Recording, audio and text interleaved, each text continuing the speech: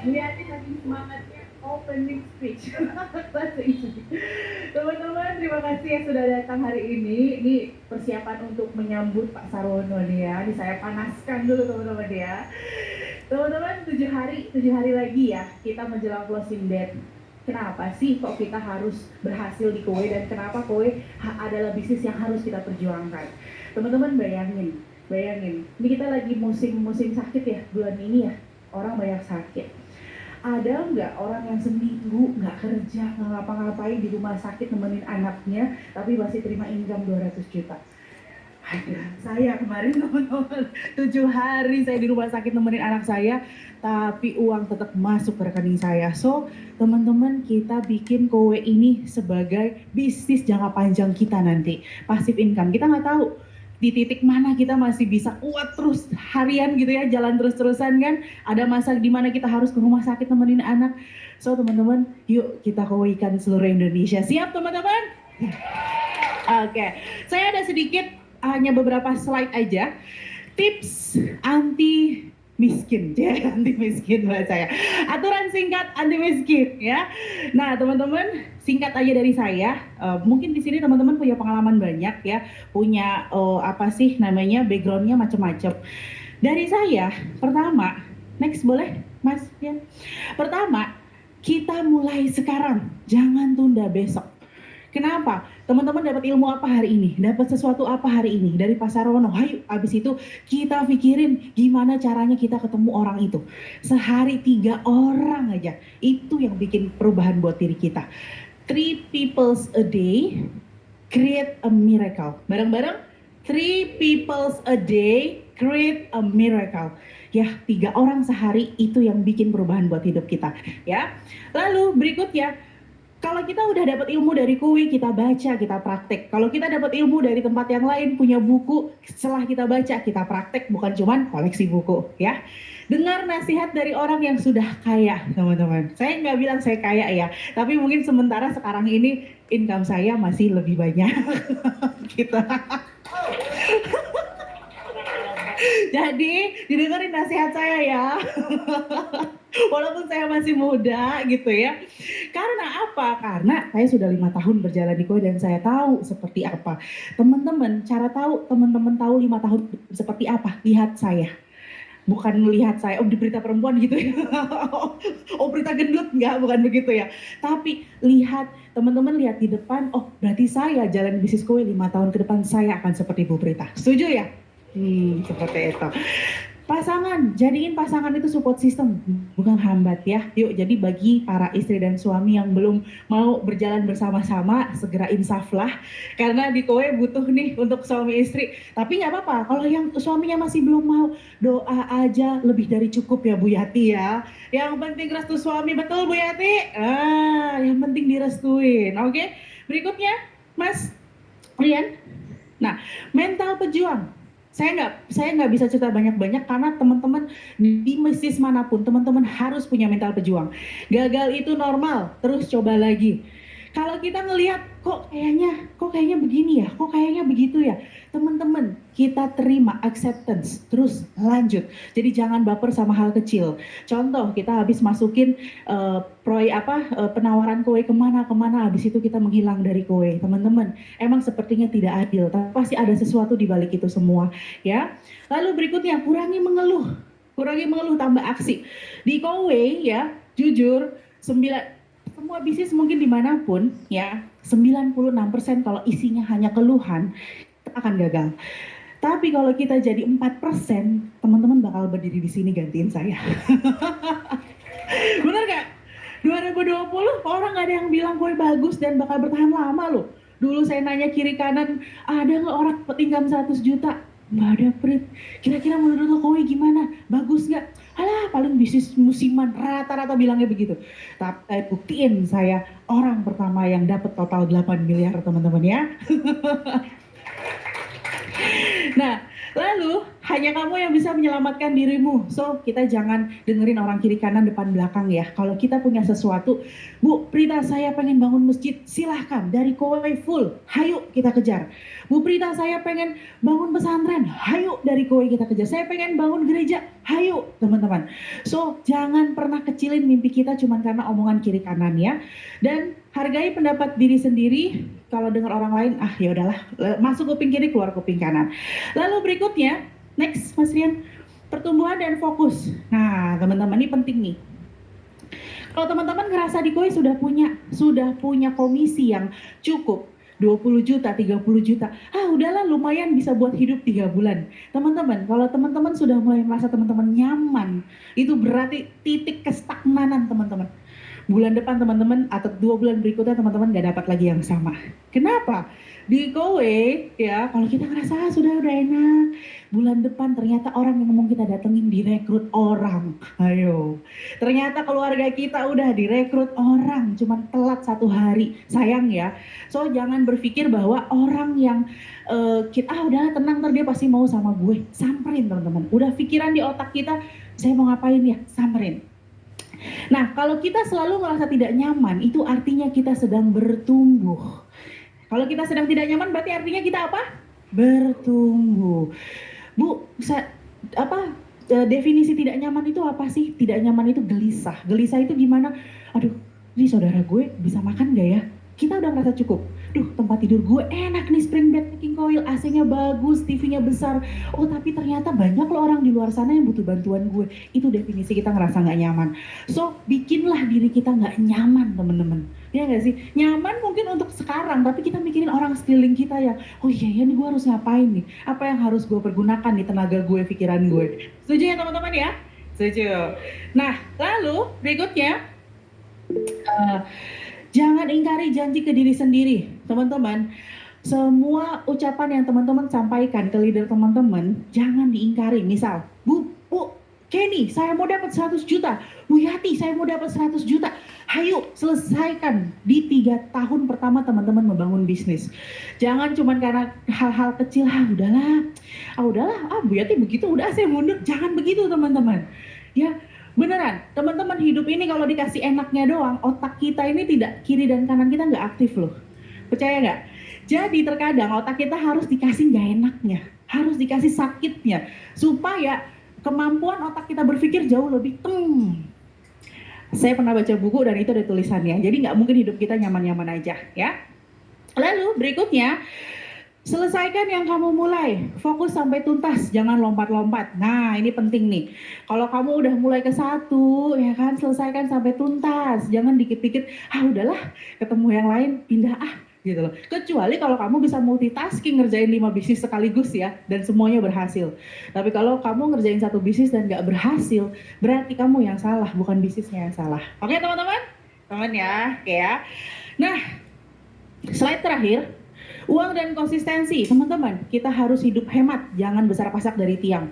Di Goe kita nggak ngajarin untuk boros ya, nggak ngajarin flexing ya, nggak ngajarin teman-teman harus nyicil mobil miliaran ya untuk rekrut orang, enggak. Karena bisa dicek dari 10 orang yang kita temuin, rata-rata saya nggak pernah bawa mobil saya, Bu Kenny. Mereka cuma nanya income-nya berapa, saya tunjukin. Atau bahkan banyak yang nggak nanya income, saya cuma kasih lihat, berapa yang saya dapat Prita? Kamu bisa dapat 20 juta. Saya join. Rata-rata begitu. So nggak sulit teman-teman untuk merekrut orang di sini ya. Jadi teman-teman nggak usah besar pasak dari tiang. Lalu simpan sebagian pendapatan untuk operasional. Jangan sampai sebelum tanggal 20 dar transfer gue dar. Buat operasional dar, tolong dar. Lu kemarin baru dapat 80 juta kemana aja? Habis beli burung sama kambing. Jangan gitu ya. Ingat ya, di Kowe teman-teman di posisi sekarang posisi membangun, lagi bangun tiang, jadi harus kuat. Oke? Hargai proses panjang, jangan pernah ngerasa lelah kalau teman-teman lagi ngurusin corporate yang berbulan-bulan, udah gue give up. Hargai proses panjang ya. Jangan hanya sibuk, hasilkan nyata. Sibuk itu mah relatif, saya juga bisa dibilang sibuk di rumah. Tapi hasilnya apa? Bu Prita, saya di rumah kok, saya sibuk, tapi kok saya nggak ngasilin net sales ya? Kamu nelfon berapa orang sehari? Nah, sehari kira-kira kamu nelfon nggak ada nggak 3-4 orang? Jadikan itu candu. Candu apa? Candu untuk ketemu orang baru, candu untuk nelfonin orang baru. Saya sama Mas Ali udah candu banget walaupun di rumah sakit ya, itu sampai saya ditegur sama suster, Bu maaf jangan berisik, kita kerjaan nelfonin orang. Ditegur sama yang suster berkali-kali, angkat lagi telepon, karena kita berdua udah candu untuk nelfon orang, candu untuk ngasih tahu, untuk ngasih saran. Kan di Kowe kita berbisnisnya udah, kalau saya sih udah nggak ngerekrut dan closing orang ya teman-teman ya, tapi kita udah candu untuk tiga orang siapa nih sehari gitu. Oke, nah terakhir teman-teman dari saya, menutup dari saya, anti miskin bukan soal sombong, tapi soal tanggung jawab. So, semakin kaya kamu, semakin besar peluangmu membantu lebih banyak. New Vision Mindset, anti miskin, kita grow together. Oke, terima kasih dari Vita. Wassalamualaikum warahmatullahi wabarakatuh. Aplaus lagi, sekali lagi buat GM Prita. Terima kasih Mbak Prita. Nah, tadi udah dikasih opening speech ya sama GM langsung. Ini adalah bukti nyata bahwa beliau ketika tahun 2020 itu masih sendiri. Tapi sekarang sudah ribuan ya. Dan sampai hari ini sudah terbukti dengan 5 tahun beliau itu hampir 400 juta per bulan suami istri. Di mana ada bisnis 5 tahun dibangun sampai dapat hasil seperti itu tanpa modal. Nah, selanjutnya, jadi yang datang pagi hari ini sangat beruntung ya, diberikan langsung sama GM Prita. Untuk selanjutnya, ini juga tidak kalah luar biasa. Ini SM terbaik kita, yaitu masuk ke Kowe ini kurang lebih baru 2 tahun, 3 tahun ya. Dari awal join sampai saat ini kurang lebih 3 tahun. Tapi beliau juga sudah menghasilkan sangat luar biasa. Nah, ini langsung akan didengarkan sama teman-teman. Kita panggil SM terbaik kita, Pak Sarwono. Temanya adalah kenapa harus di Kowe.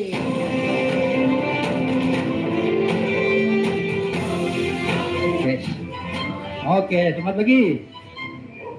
Apa kabar? Baik, luar biasa ya. Ini auranya luar biasa di hari ini ya.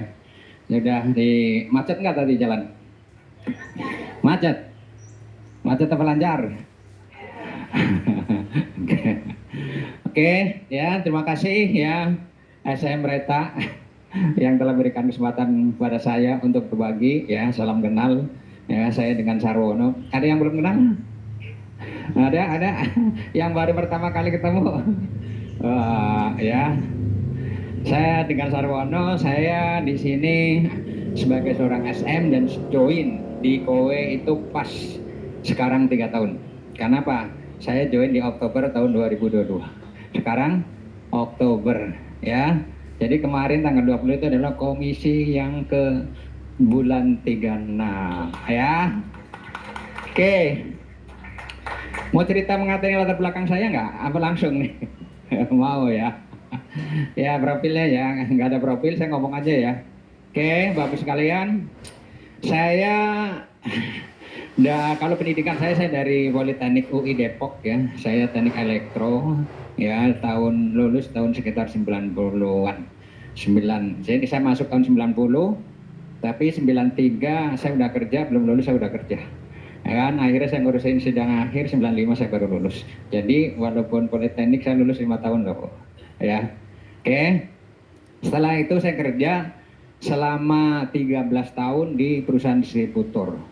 Alat-alat berat dari kompresor, mesin las, yang berhubungan dengan mesin-mesin industri ya, terutama untuk fabrikasi di perusahaan otomotif ya. Misalnya dulu yang sering saya berkunjung adalah ke Astra Group, Indomobil Group, Nissan Group ya, dari ujung barat sampai ke ujung timur, sampai ke Pasuruan, sampai ke ini saya udah sering berhubungan dengan pabrik ke pabrik ya. Itu adalah pesan. Selama 13 tahun saya bekerja ya, dan sebagai seorang insinyur ya katanya ya kan. Dulu impiannya orang jadi insinyur apa sih sebenarnya ya kan? Cepat cari kerja ya kan, cepat cari kerja katanya ya kan. Tapi apa sih yang latar belakang saya belajar teknik elektro adalah sebenarnya saya cuma ikut-ikutan. Waktu itu saya ngefans sama idola saya itu adalah apa? B.J. Habibie. Ya, saya waktu ketika SMA beliau adalah waktu itu jadi Menristek. Ya, beliau adalah orang teknokrat dan itu menginspirasi saya bahwa orang mau sukses maka seperti beliau maka harus jurusannya adalah elektro, katanya begitu ya. Nah begitu saya lulus, saya kerja, tapi antara harapan, antara angan-angan itu nggak sebanding dengan apa yang saya dapatkan ketika saya terjun di dunia kerja, Bapak Ibu.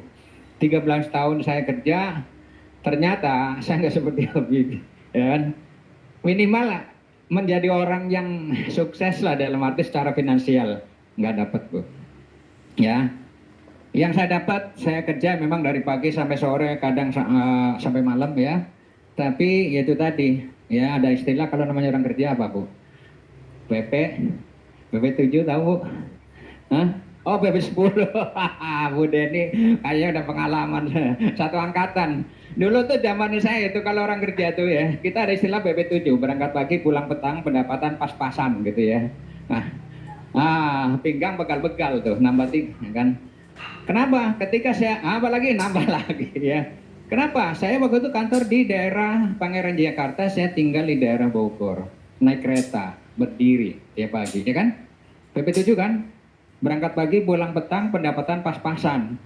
Pinggang pada begel-begel. Itu faktanya. Selama 13 tahun saya merasa bahwa ini kayak apa namanya? Merasa dulu waktu saya berangan-angan kayaknya bakalan kerja tuh enak gitu ya. Bakalan dapat uang banyak, tapi ternyata enggak. Nah dari situlah kemudian saya merasa kayaknya harus berubah, ya kan? Seperti harus berubah. Pada saat itu saya udah mulai banyak baca buku, ya. Buku yang menginspirasi saya adalah salah satunya kalau satu angkatan dengan saya, ya, itu adalah Robert Kiyosaki, yaitu Poor Dad, Rich Dad, ya kan? Bapak kaya, bapak apa? Ya kan? Nah itu yang menginspirasi saya. Kenapa? Kalau kita mau jadi orang kaya maka kita harus pindah kuadran kanan, ya.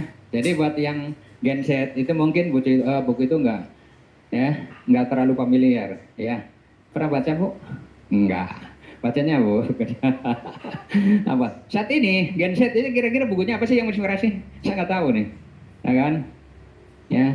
Yang saya tahu sekarang Gen Z adalah semuanya yang nggak jauh dari berhubungan dengan TikTok, game dan sebagainya, ya kan?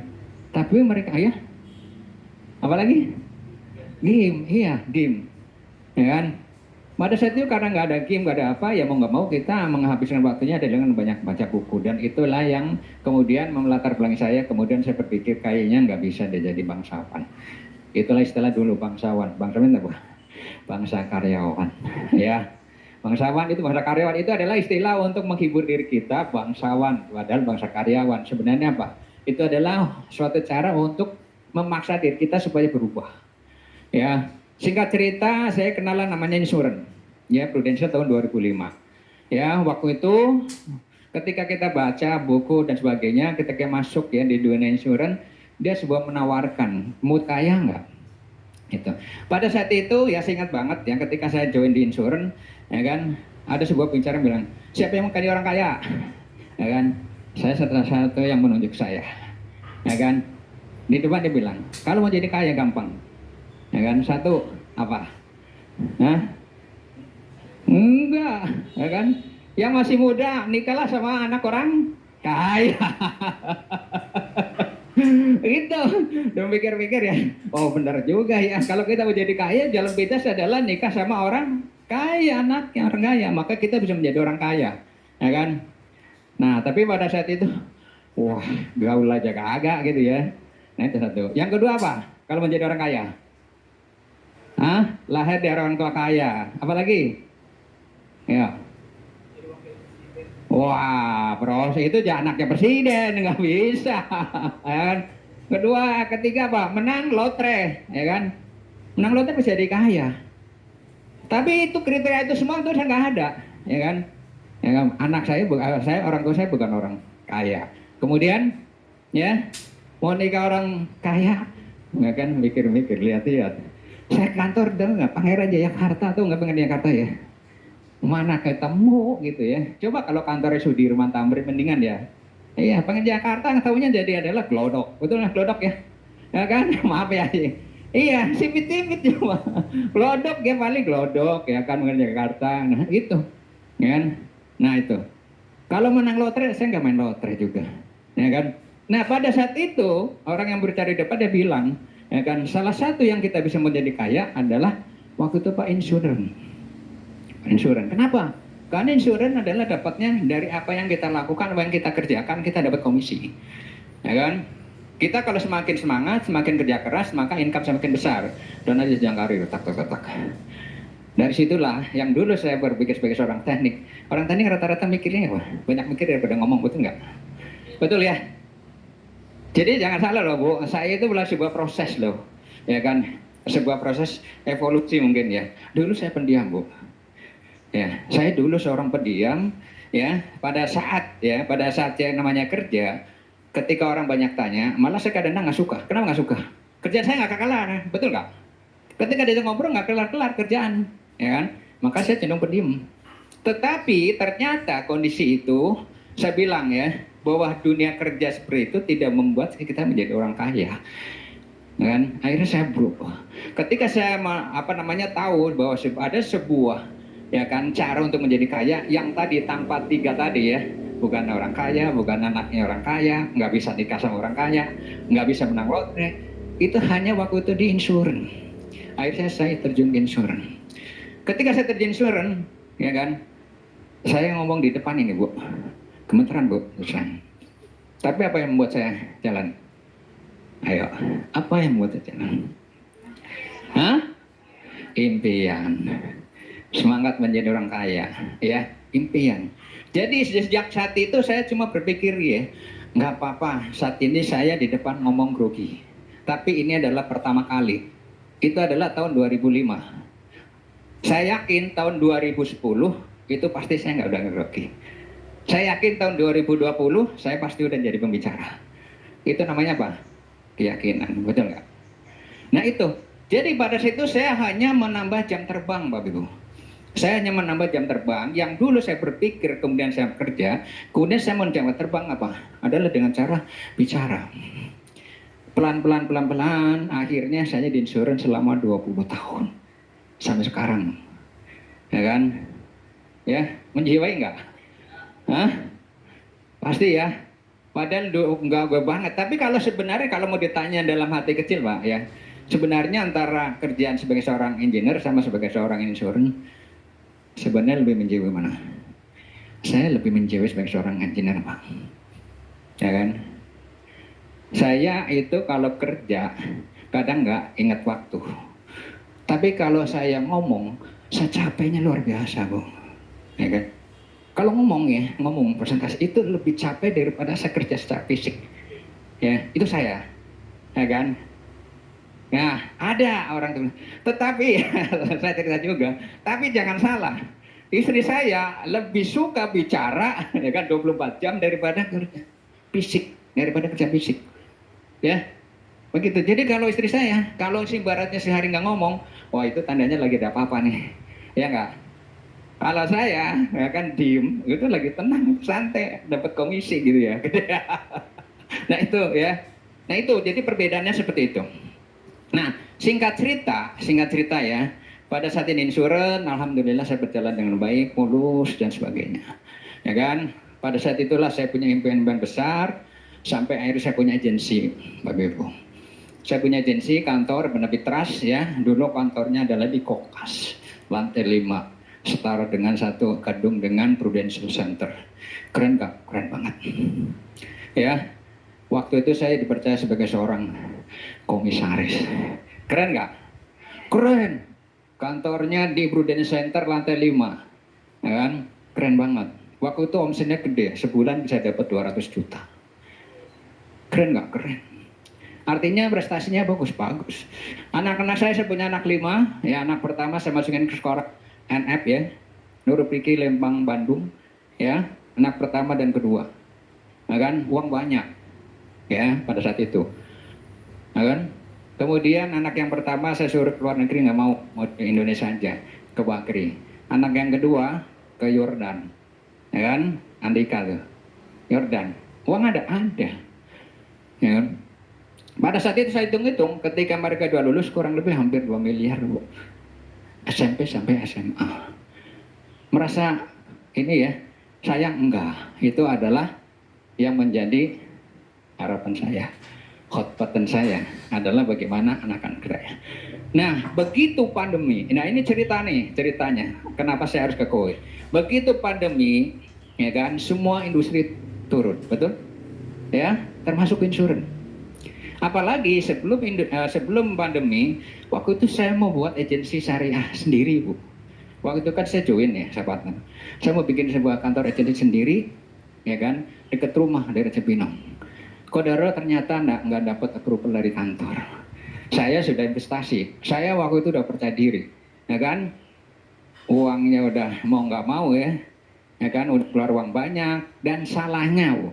Salahnya apa? Salahnya adalah waktu itu saya pakai uang bank.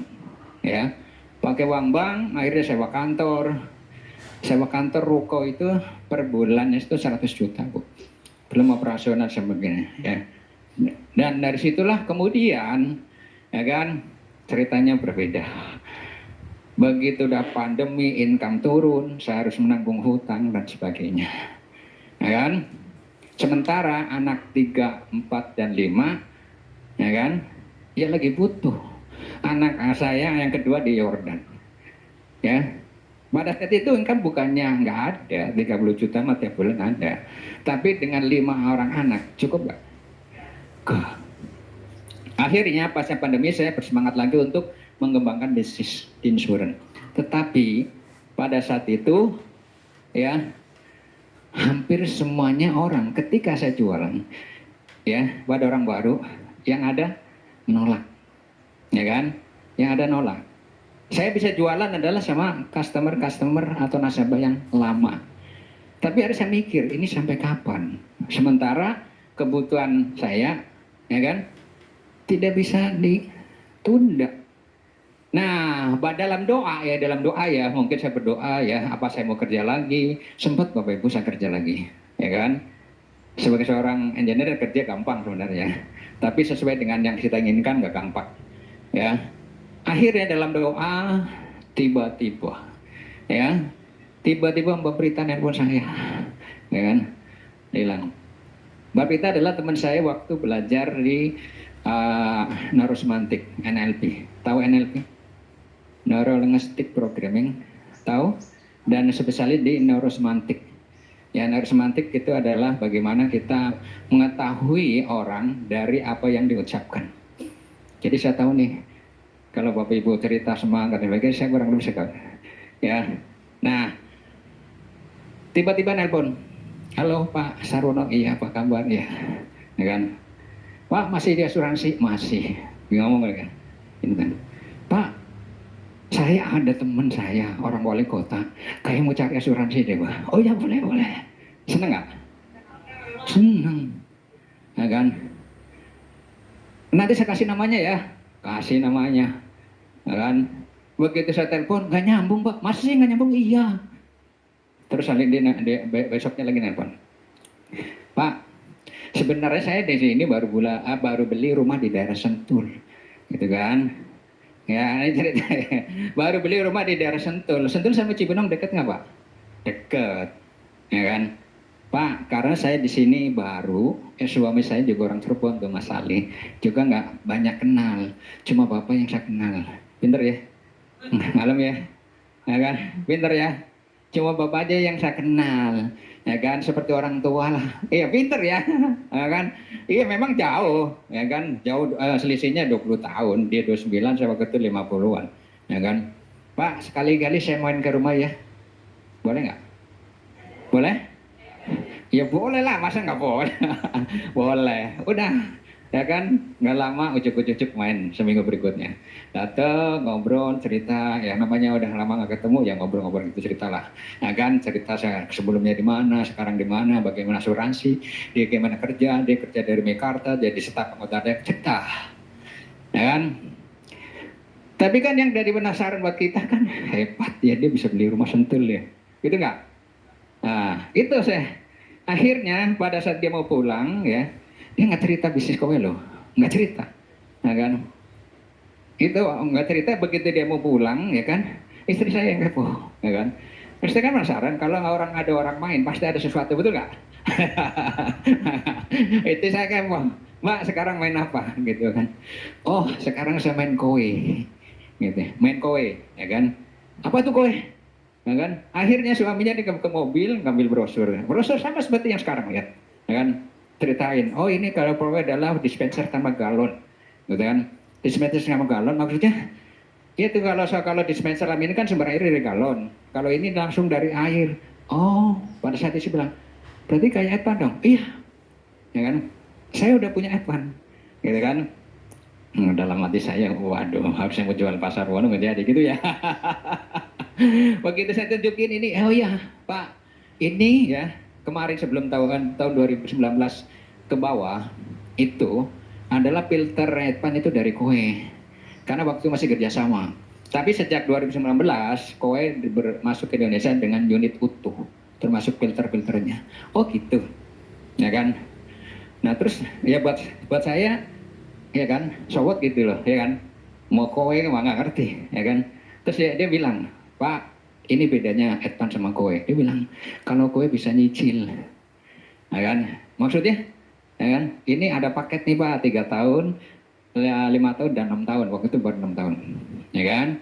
Bapak cukup bayar 300.000, ya kan? Cukup 300.000, Bapak sudah mendapatkan servis 2 bulan sekali, filter sudah akan diganti, garansi sesuai dengan mau paketnya berapa 6 tahun, ya kan?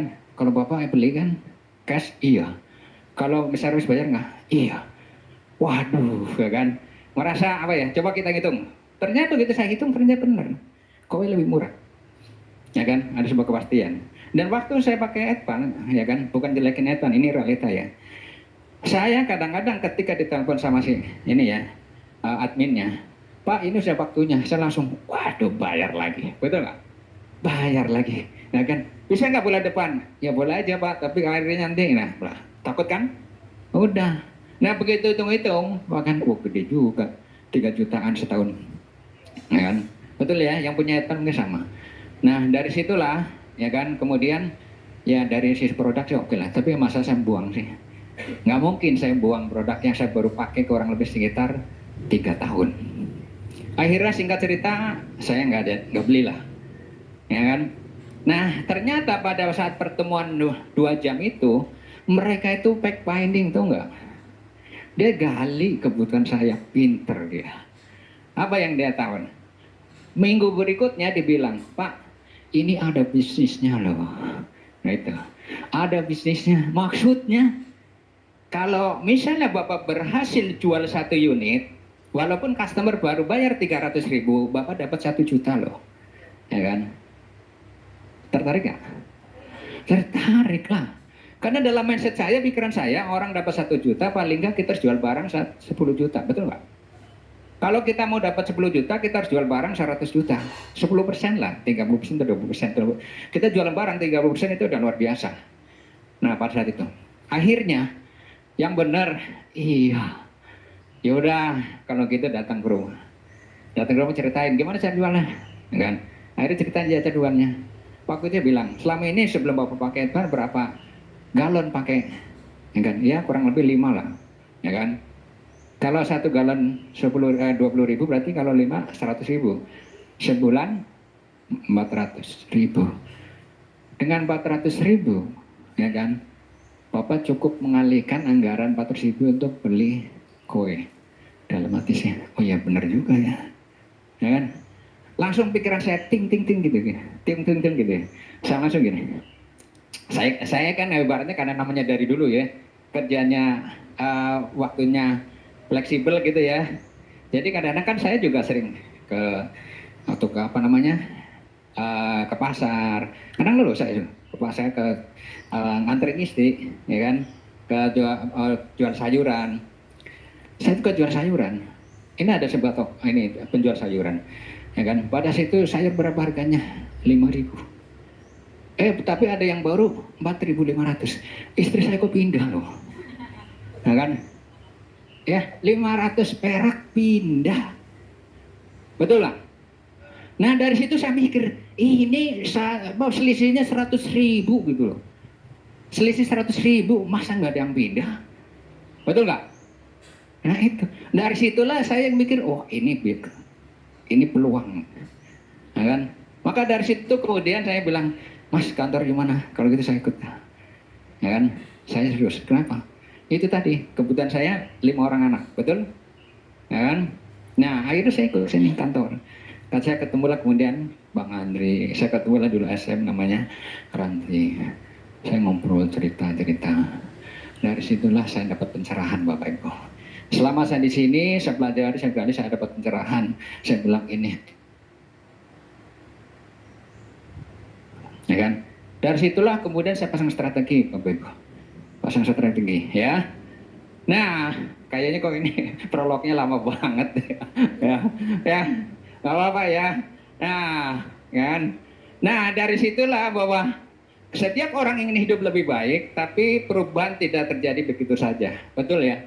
Sebenarnya cerita ini adalah menggambarkan tulisan ini. Betul ya? Bahwa kalau kita ingin hidup lebih baik, maka kita harus melakukan perubahan. Dan perubahan itu tidak begitu aja berubah. Ya. Nah, bersama Kowe kita belajar hidup bisa berubah ketika kita mulai dari diri kita sendiri. Saya ingin mengajak teman-teman semua untuk berubah. Ya, oke. Coba selanjutnya next. Nah, inilah yang ingin saya sharingkan. Bagaimana Kowe merubah ya hidup saya, mengubah hidup saya. Pada saat saya join di sini dan saya pelajari sebuah bisnisnya, ini bisnisnya luar biasa. Ya kan? Nah dari perjalanan selama 3 tahun itulah saya mendapatkan sebuah poin-poin penting. Pertama, kalau Bapak Ibu mau berubah di sini, ya mau sukses ini, satu, teman-teman harus mengubah mimpi Anda. Change your dream. Ya kan? Ubahlah mimpi teman-teman. Ya. Nah, sebagai sebuah referensi, ya setelah saya belajar dari sini saya banyak Bapak Ibu. Sekarang saya tanya, orang terkaya yang dari Cina, kenal nggak? Orang terkaya di Cina, tahu? Hah? Yang tahu adalah Jack Ma, betul? Nah, ternyata yang Jack Ma itu hanya nomor 6 Bapak Ibu. Ya, Jack Ma itu nomor 6. Orang terkaya, ya kan? Silakan chat di ChatGPT, ya. Kalau nggak salah namanya Zhang Tansan, ya kan? Tapi bukan namanya yang saya perlu sampaikan ke Bapak Ibu. Yang saya ingin sampaikan adalah bisnisnya. Bisnisnya apa? Air minum dalam kemasan, ya kan? Mereka menjadi orang terkaya di Cina. Bisnisnya adalah AMDK Bapak Ibu. Mereknya kalau apa? Nosbus Spring kalau nggak salah, ya kan? Hah? Nosbus Spring, ya. Itu adalah orang terkaya di Cina. Nah, kemudian, ya kan, kita bicara di Indonesia. Bicara di Indonesia, ya kan, siapa pemilik dari Aqua? Ya kan? Siapa pemilik dari Cleo? Siapa pemilik Le Minerale? Siapa pemilik lain-lainnya? Ya kan? Mereka adalah konglomerat semua. Dulu Aqua dibeli sama Danone, betul? Ya kan? Danone adalah perusahaan dari Prancis. Kenapa ngelirik Aqua? Coba kita berpikir, ya kan? Bagaimana seorang perusahaan asing mau melirik perusahaan Aqua lokal? Bagaimana seorang konglomerat mau berbisnis di air? Artinya apa? Artinya di bisnis air ada uangnya, ya kan? Ada uangnya, ya kan? Bapak Ibu tahu nggak berapa kapital dari bisnis air di Indonesia? AMDK, ya? Banyak berapa? Tebak, 30 triliun? Hah? Saat ini tahun 2025 itu 152 triliun, ya kan? Anggap besar apa kecil? 152 triliun, ya. Itu adalah bisnis AMDK dari Aqua sampai ke isi ulang. Nah, ya kan? Sekarang saya tanya, berapa persen penduduk Indonesia yang menggunakan air minum dalam kemasan? Tahu? 46%. Ya. Jadi penduduk Indonesia adalah 286 juta per bulan kemarin. Bulan ini ada yang meninggal, ada yang lahir, anggaplah kurang lebih sama. 46% berarti kurang lebih berapa? 130 juta. 130 juta ternyata di situ ada uang beredar kurang lebih sekitar 150 triliun. Ya kan? Sekarang saya mau bawa ke sini. Ya, di Kowe. Kowe targetnya berapa? Pelanggan? Target Kowe 10 juta. 10 million. Betul ya? Jadi Bapak Ibu kalau misalnya kita nih, siapa kita? Ya kan? Kowe Indonesia, siapa kita? Kowe Indonesia, siapa kita? Kowe Indonesia. Kowe Indonesia 10 juta, bisa. Sekarang kalau kita bicara 10 juta, sementara yang menggunakan air minum dalam kemasan 130 juta. Wajar nggak Kowe punya target 10 juta? Cuma nggak sampai 10%. Ya kan? Jadi kalau Bapak Ibu misalnya mau bikin pabrik minuman AMDK, itu masih oke. Ya kan? Marketnya masih banyak. Ya. Anggaplah kalau semua penduduk Indonesia menggunakan air minum dan kemasan, wah, nah sekarang nggak usah deh, yang sudah punya AMDK aja, 10 juta. Ya.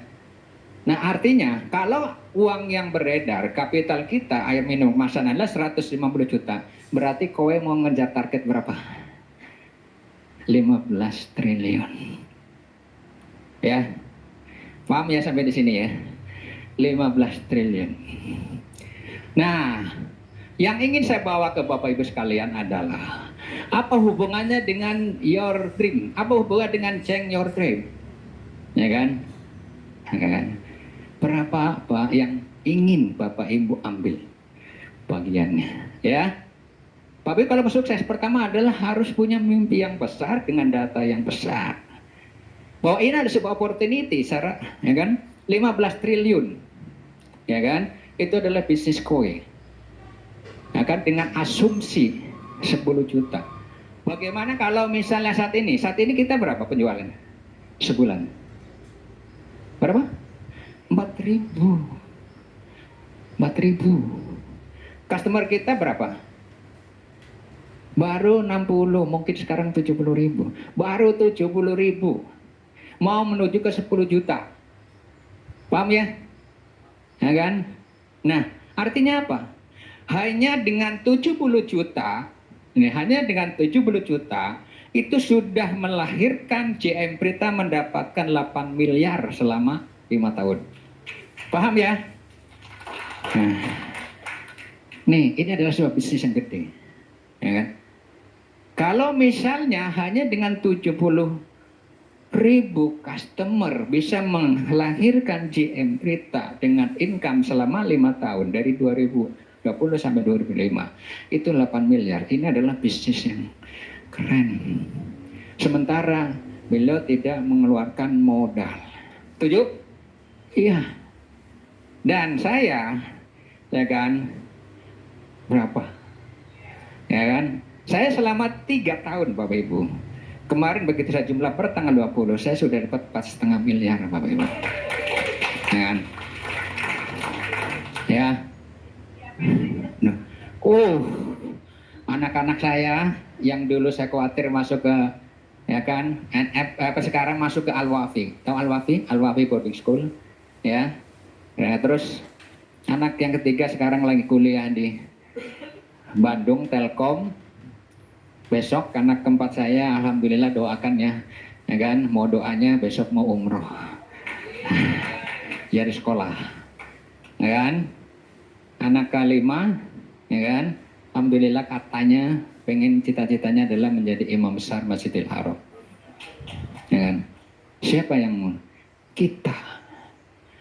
Impian orang tua akan dibawa oleh anak. Itulah kenapa saya kemudian selalu berpikir bagaimana punya mimpi yang besar. Sekarang tinggal Bapak Ibu mimpinya apa? Ya, change your dream. Kalau Bapak Ibu saat ini masih misalnya yang penting hidup mengalir seperti air mengalir, ya kan? Wah, berarti Bapak Ibu akan sama. Saat ini, keadaan saat ini akan sama seperti 10 tahun yang akan datang akan sama. Tapi kalau Bapak Ibu berubah impiannya, maka Bapak Ibu akan berbeda kecepatannya. Ya, sekarang nih, saya tanya di sini nih ya, dalam kondisi ya Bapak Ibu sekarang lagi bagus-bagusnya, ya, lagi fokus-fokusnya. Siapa yang mau jadi orang kaya? Tunjuk tangan. Ya. Sekarang gini, Ibu, ya kan? Ini hanya sebagai sebuah pembanding atau sebagai parameter. Saya 3 tahun anggaplah 4,5 miliar. Kalau 10 tahun kira-kira berapa? Ya. 16 miliar. Ya kan? Kalau saya 10 tahun ke depan, tahun usia 60, ya kan? Kemudian punya uang anggaplah sampai 16 miliar. Enak gak? Enak banget. Ya kan? Nah, yang masih muda dari saya, yang 40, masih ada waktu kesempatan 20 yang akan datang. Yang usianya 30, masih 30 tahun yang akan datang. Ya kan? Nah, sekarang kalau misalnya, nanti kalau setiap orang sudah beli, market kita nggak ada. Saya berhitung. Kalau sekarang nih, kekuatan kita penjualan per bulan cuma 5.000 aja. Setahun cuma berapa? 60. Betul nggak? 60 unit. Sementara targetnya 10 juta. Berapa tahun? Ya kan? Kalau kita misalnya per bulan sudah 10.000, ya kan? Setahun 120. Kalau 10 juta, itu butuh waktu hampir 100 tahun. Ya. Masuk akal ya? Nah, sebagai pembanding penguat Bapak Ibu data ini adalah di Malaysia, jumlah penduduk mereka cuma berapa? 34 juta.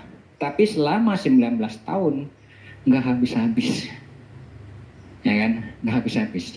Itu adalah data yang Bapak bisa pakai bahwa KOE itu sangat menjanjikan dan bisa dibuktikan. Nah, King Yotri, siapa yang mau dapat 10 miliar dalam 5 tahun? Mau? Oke. Siapa yang dapat 10 miliar dalam 5 tahun? Ya. Mbak Prita ada, tinggal yuk ikutin dan lebih baik. Betul nggak? Mbak Prita 8 miliar.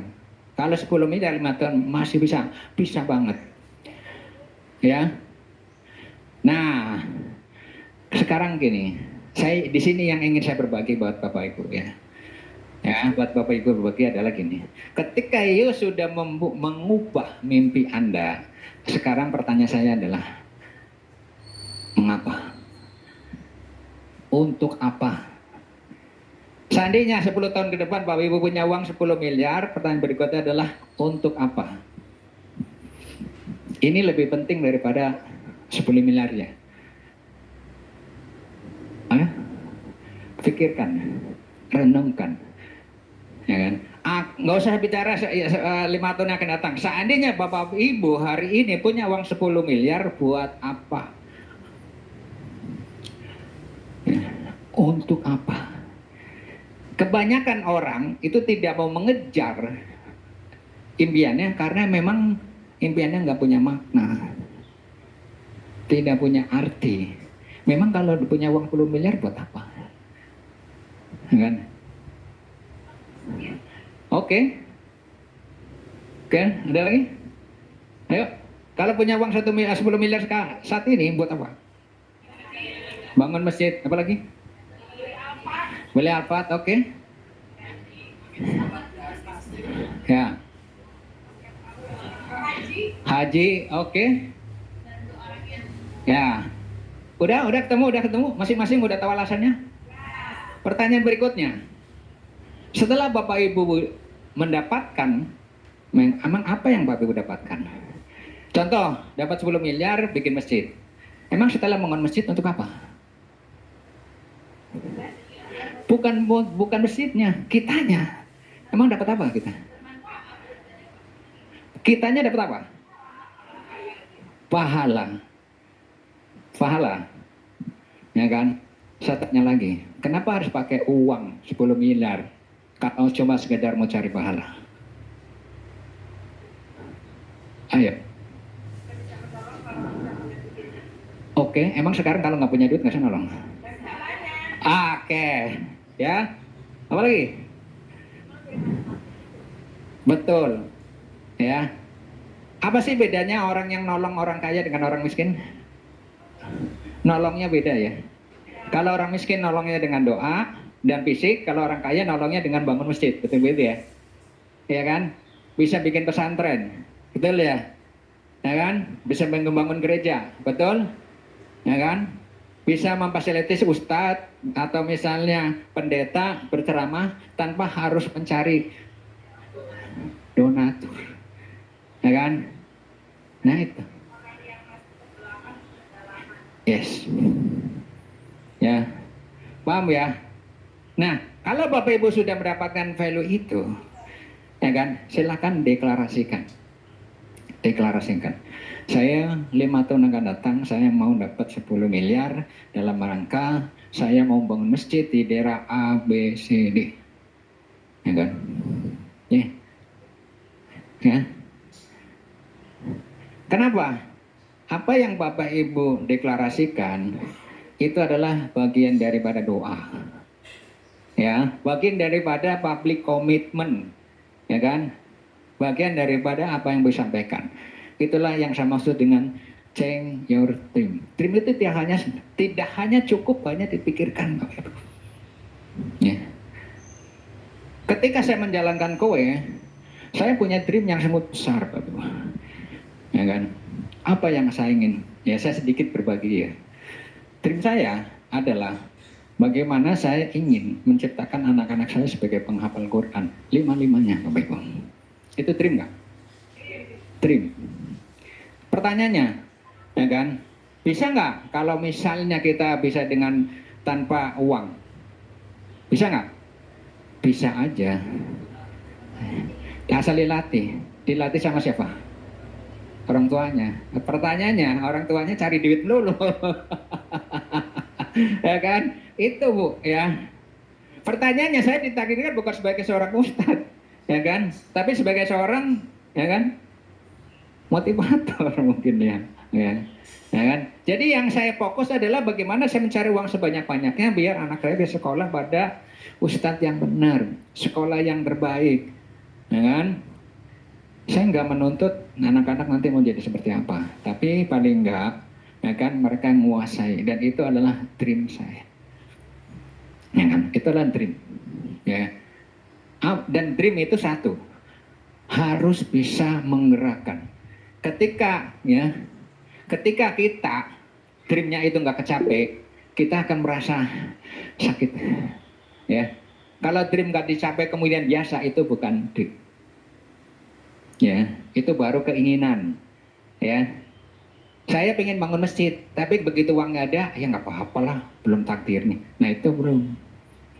Ya, jadi kalau Bapak Ibu, misalnya nih, saya mau bangun masjid, tapi begitu nggak terlaksana, Bapak Ibu merasa, ya, merana. Itu baru namanya dream, Bu.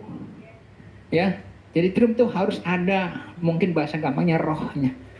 Ya, dream itu ada ini. Ketika misalnya kita nggak punya uang, nggak punya mobil, ya. Contoh, saya mau beli mobil, ya kan, mobil BMW, ya kan.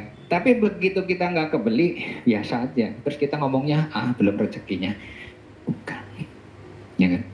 Dream itu adalah ketika kita nggak tercapai, itu menyakitkan, gitu, ya, menyakitkan. Ini handphone siapa ya? Oh, sama Bu bunyinya. Ya, itu satu. Ya, change your dream. Sudah dapat impiannya masing-masing? Sudah mendapatkan impiannya di Kowai? Ya kan? Siapa yang punya impian tertinggi? Coba tunjuk tangan. Berapa? Berapa? Kayak Bapak dulu. 5 miliar dulu dalam berapa tahun? Dalam setahun. Ibu? Dalam berapa tahun? 3 tahun. Ada lagi? Ayo. Nah, Bu, gini, kalau kita bicara dream, kadang-kadang gini, ada yang sekedar kita keluarkan, tapi tidak mempunyai bobot, ya. Ada yang juga mau mengeluarkan tapi takut konsekuensinya. Yang diem adalah ada kemauan tapi takut dengan konsekuensinya. Nah kan?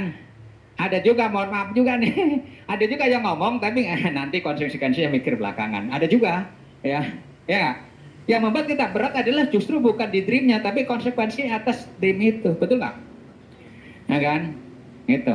Tetapi, ya, Bapak Ibu tidak akan kemana-mana kalau tidak ada dream. Bapak Ibu kalau nggak punya cita-cita, nggak ada punya keinginan, contoh nih, besok mau ke Surabaya, maka Bapak Ibu tidak akan pernah sampai ke Surabaya, betul nggak? Maka harus diawali dengan dream mau ke Surabaya. Walaupun akhirnya begitu udah menentuin, ayo anak-anak besok kita liburan ke Surabaya ya, atau ayo anak-anak kita liburan ke Bali ya. Itu baru ngomong nih. Nah konsekuensinya, waduh ngeluarin tabungan deh, ngeluarin duit deh, ya kan? Ngeluarin pakai dan nah itu. Nah begitu pun dream di kowe, ya. Ketika Bapak Ibu pengen mendapatkan misalnya 5 miliar dalam setahun, 10 miliar dalam 5 tahun, ya kan? Di awal-awal, it's okay. Tapi yang diam boleh nggak? Boleh juga dalam hati, ya kan? Saya sebenarnya pengen ngomong, tapi sama aduk, ya, nggak apa-apa ya. Tapi Bapak Ibu, ya, cobalah dream itu diawali daripada kebutuhan Bapak Ibu. Ya, kebutuhannya Bapak Ibu itu apa? Ya, biasanya yang terjadi saat ini itu tidak serta-merta muncul saat ini. Biasanya ada sebelumnya. Kayak saya misalkan anak-anak. Kalau ibu apa? Nggak tahu. Ya kan? Ada yang misalnya nih, ada nih, saya pengen beli mobil. Kenapa? Bukan mobilnya Bapak Ibu.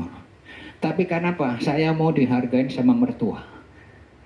Ya, itu. Jadi bukan kendaraannya, kendaraan itu cuma fasilitas.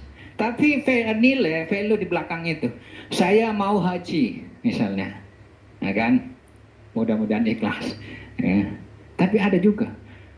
Ya. Saya mau beli rumah 2 miliar. Kenapa?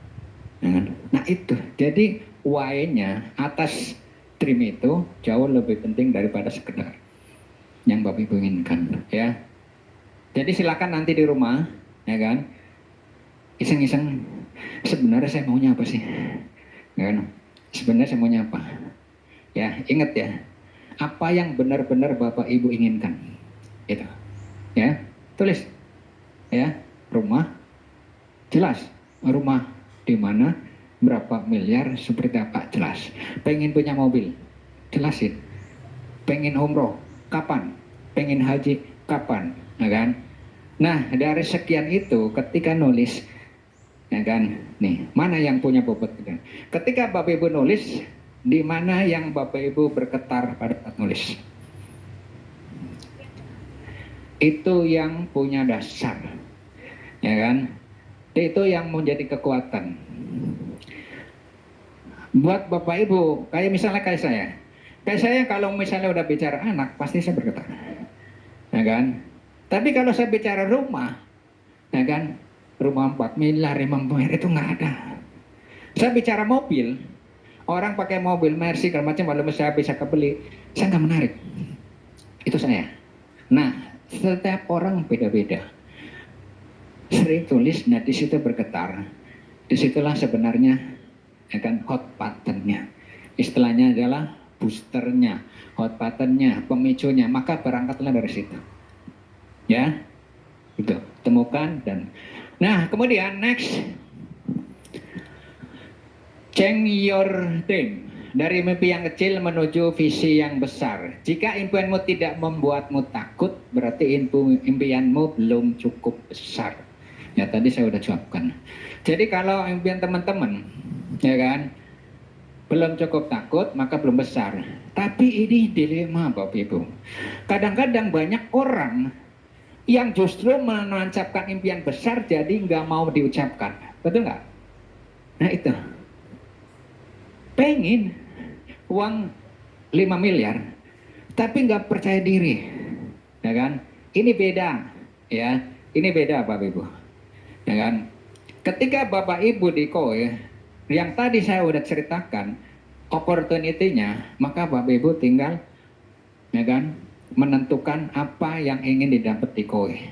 Nah, supaya Bapak Ibu dapat rohnya, maka Bapak Ibu harus tahu why-nya. Mengapa, value-nya, untuk apa, dan sebagainya. Nah, kan? Nah, kebanyakan orang di sini yang menjadi persoalan.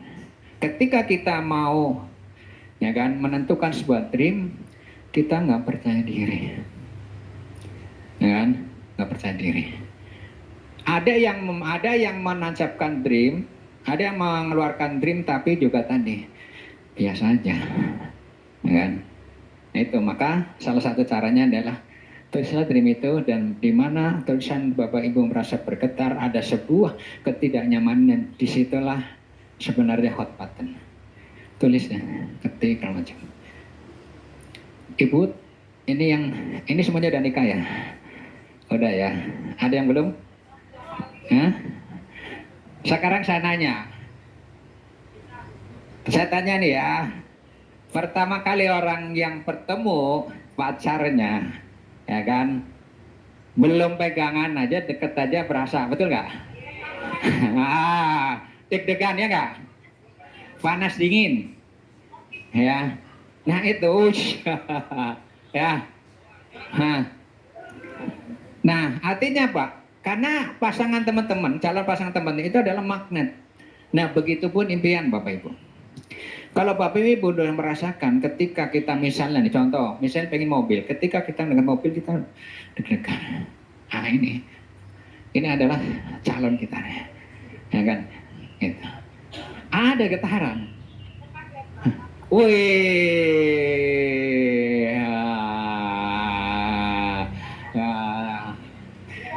deg-degnya apa maksudnya nih? Ya. Bu, jangan salah persepsi dulu ya Bu ya. Ya kan, belum dijelasin udah main persepsi. Oh, persepsinya beda-beda Bu. Ya kan, orang lain yang teriak-teriak itu beda persepsinya, padahal Ibu enggak. Ya. Nah, next.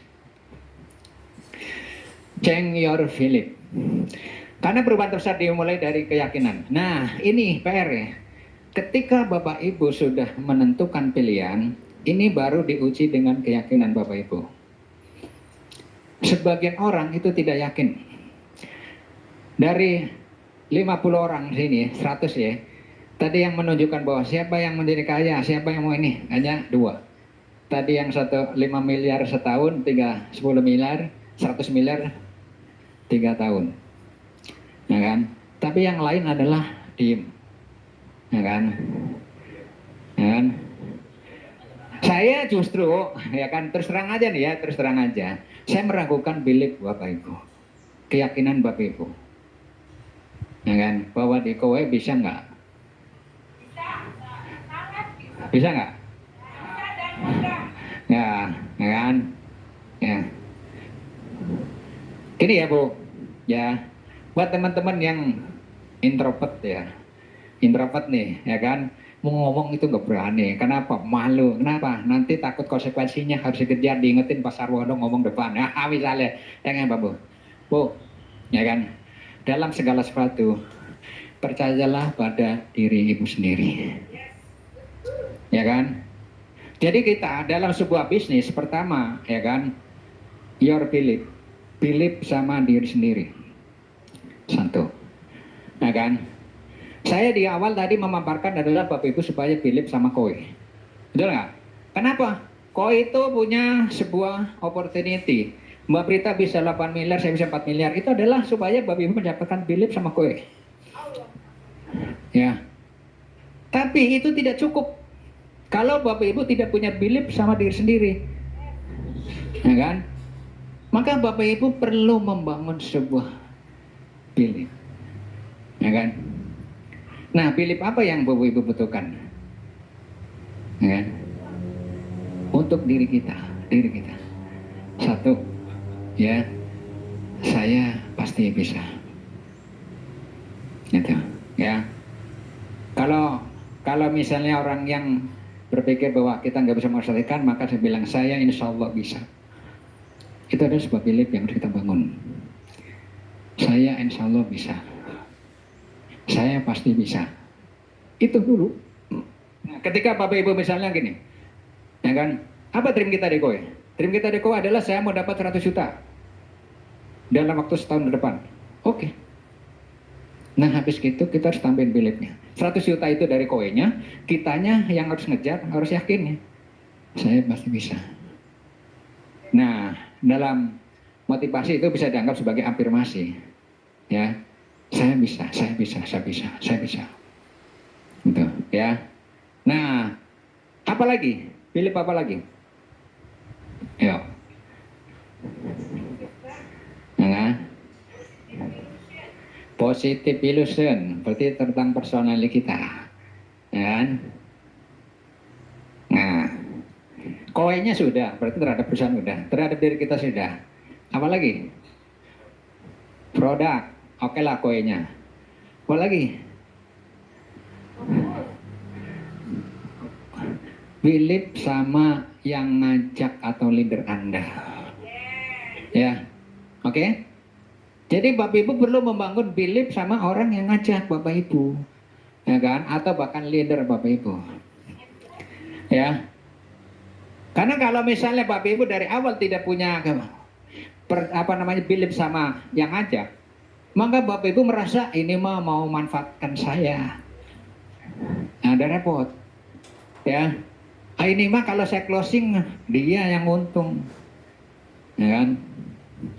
Nah itu, belief sama leader Anda. Ya. Jadi apa? Belief sama perusahaan udah, belief sama di sini udah.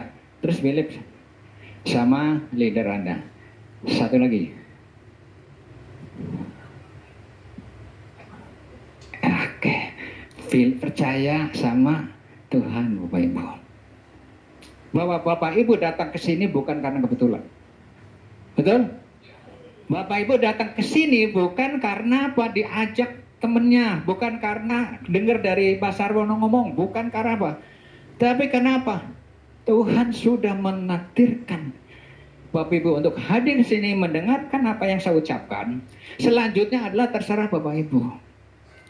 Bagaimana menyikapi ini? Ya, maka kita harus yakin bahwa ini Tuhan sudah izinkan. Ya. Jadi jangan sampai nanti timbul ya, wah saya mah nasibnya, saya itu hati-hati, hati-hati. Bahwa kita diberikan ya rezeki yang sama, itu ada sebagai tanda, keyakinan itu sebagai tanda bahwa kita believe sama Tuhan. Ya, jangan sampai ketika merasa kita prospek kok belum dapat, belum waktunya. Tapi kalau kita percaya, yakin sama Tuhan, maka kita tinggal ikhtiar aja. Ya, ya. Masih diuji. Ketika kita belum closing, ingat sabar. Ketika kita udah closing, ingat jangan sombong. Bersyukur. Ya. Cuma itu doang pegangannya. Kalau kita dapat closingan, bersyukur. Ketika belum di closing, bersabar. Ketika kita PHP, bersabar. Ketika kita diajak, bersyukur. Ya. Itu, ya. Next. Change your capacity, upgrade diri, tingkatkan kemampuan, ya, ya. Keyakinan aja tidak cukup, Bapak Ibu.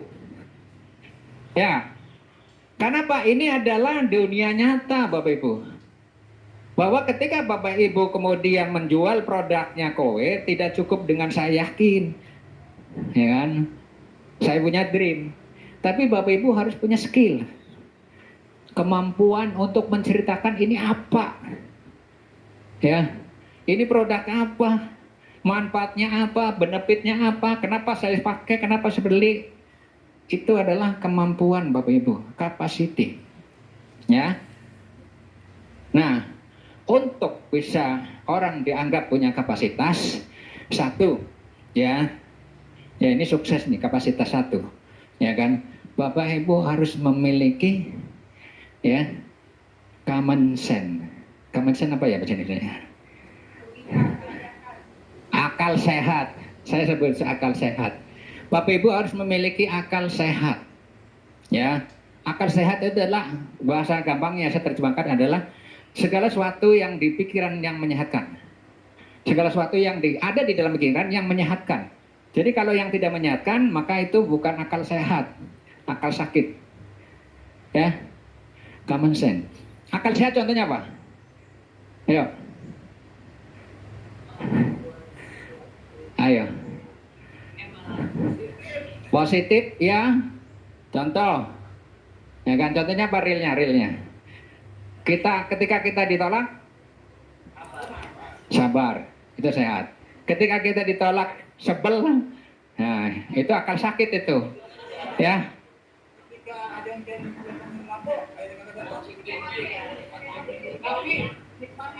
Ah, apa? Ya. Nah, ya. Ini masalah agak dalam ini, ya kan? Ya. Jadi Bapak Ibu ya, akal sehat. Akal sehat adalah semua pikiran yang ada dalam kita yang menyehatkan. Kalau contoh nih ya. Kalau dalam bisnis gue, pastikan Bapak Ibu jangan suka dengerin akal sakit. Akal sakit itu seperti apa? Contoh nih, ketika Bapak Ibu ditolak, langsung Bapak Ibu cerita sama orang lain. Waduh, ternyata kue susah ya. Ini akal sehat nih. Ini akal sakit nih. Ya, toxic. Tapi kalau Bapak Ibu kemudian nimpali, oh iya emang beda. Nah, sama-sama orang sakit nih. Ya, gitu. Enggak. Berikan akal sehat, Pak. Kira-kira ditolak akal sehatnya apa? Sabar. Selain sabar? Hah? Ayo. Akal sehat. Apa yang membuat ketika ditolak Bapak Ibu tetap ya. Ikhlas. Ya, ridho segala macam. Ini ya Bapak Ibu. Ikhlas, ridho itu adalah Bapak Ibu pada posisi level di nol. Ketika Bapak Ibu ikhlas dan ridho, Bapak Ibu itu diem, betul nggak? Yang saya butuhkan adalah Bapak Ibu sehat.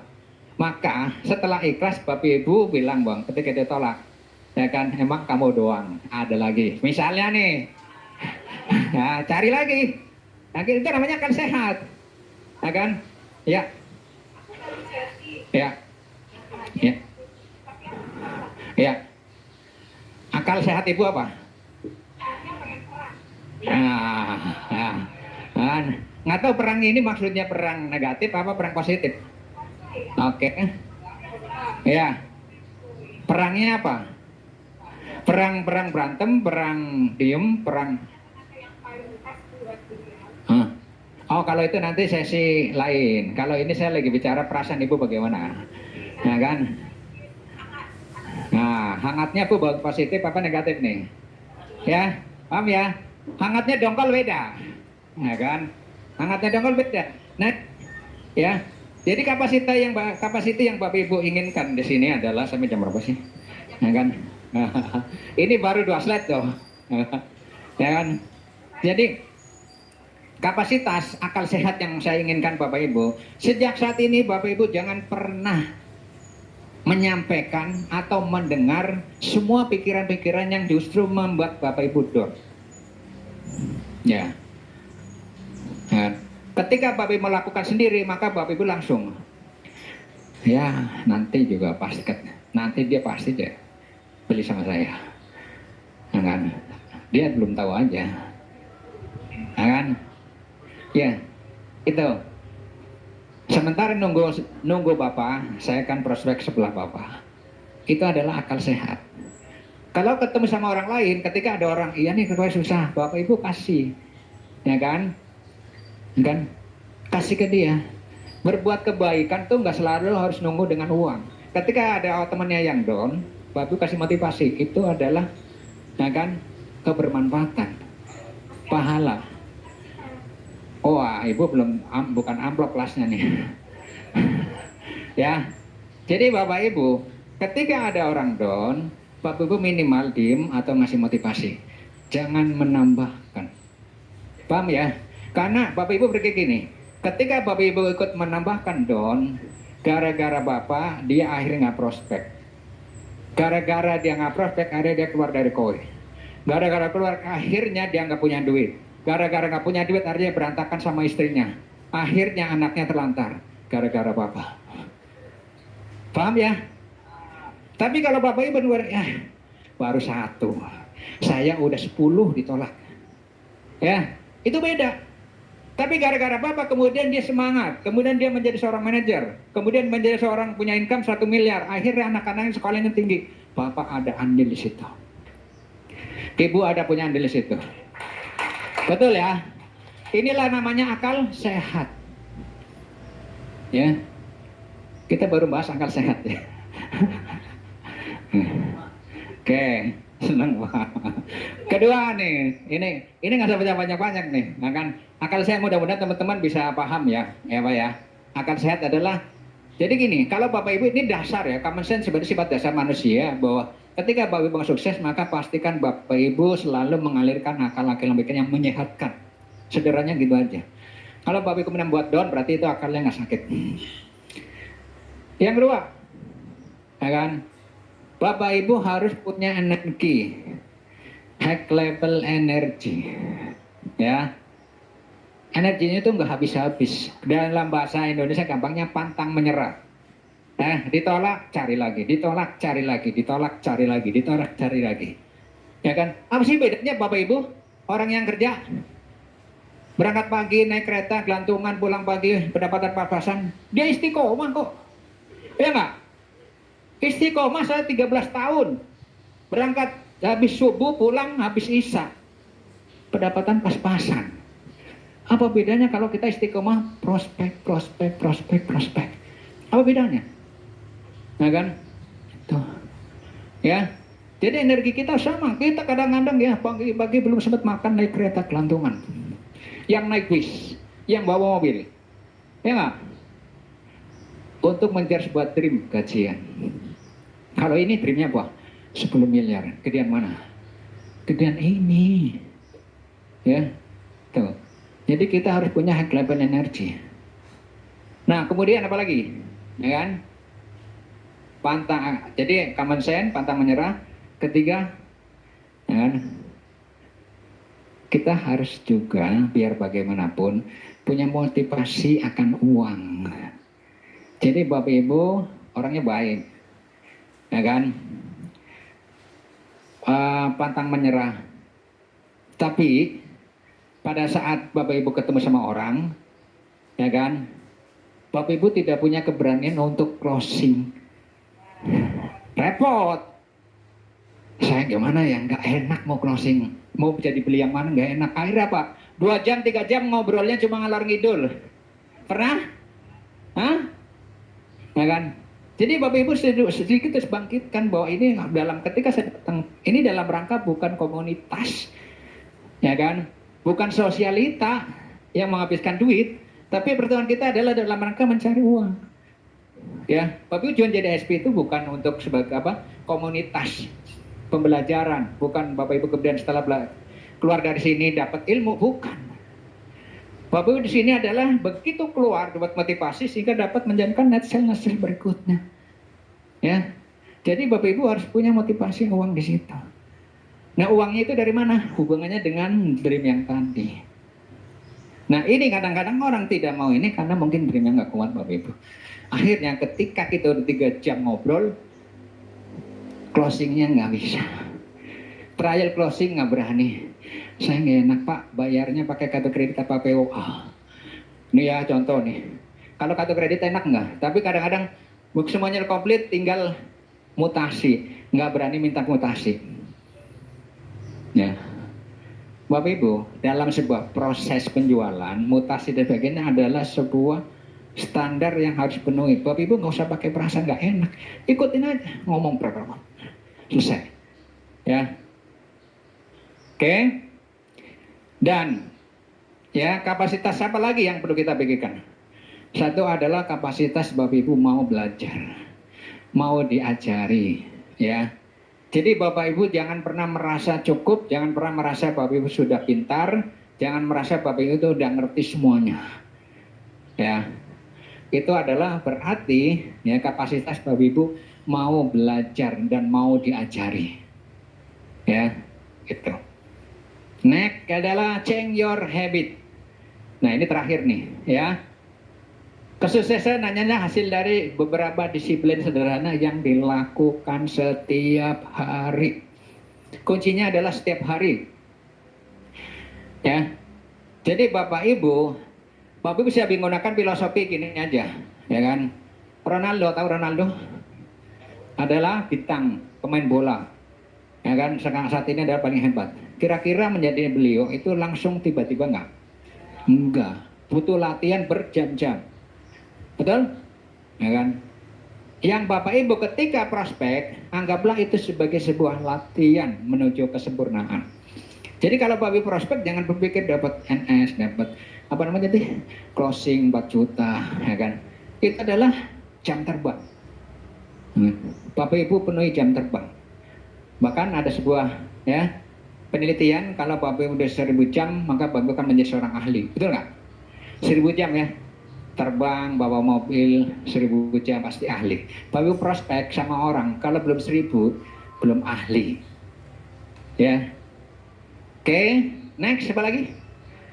Nah, ya. Sebagai terakhir ya.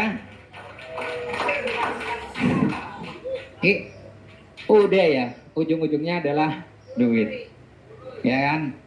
Ini adalah 3 tahun saya dibayar oleh Kowe 4,41 miliar. Oktober 2022 sampai 2025. Bapak Ibu silakan ya searching di mana. 3 tahun Bapak Ibu mendapatkan uang segini kayaknya nggak ada. Ya. Apalagi kalau ditambah dengan anak saya kurang lebih 1 miliar lebih. Saya mungkin 6 miliar sama anak saya. Ya, 3 tahun. Ya. Oke, next. Terima kasih ya. Oke, itu aja. Terima kasih. Mohon maaf ya Bapak Ibu jika dalam penyampaian saya ada yang menyinggung, jika ada tindakan yang kurang berkenan, mohon dibukakan pintu maaf sebesar-besarnya.